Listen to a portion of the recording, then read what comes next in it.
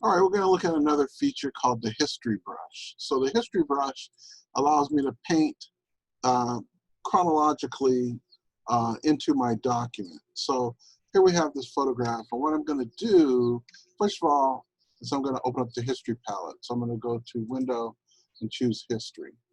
And I want to look at the history palette as I'm working. And what the history palette allows me to do is step backwards to my document. It's basically a chronological step through of all of the edits you've made to the document. I can hit undo to step backwards. I can also step backwards to the history palette. So now what I want to do is I'm going to apply an effect. Let's say that I go up and I go to layer, and I'll go to image adjustments. I'm going to desaturate the image.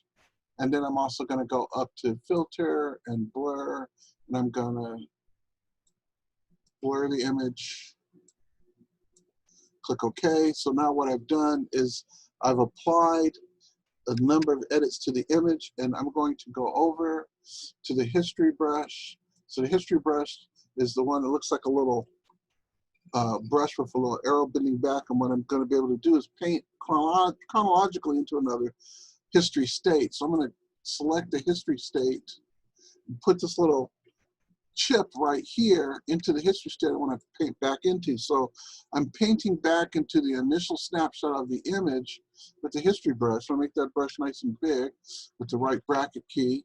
And I paint over the image, and where I paint over the image, I'm going back to the original version of the document. And so I can use this history brush to create some very interesting types of effects as I work in Photoshop.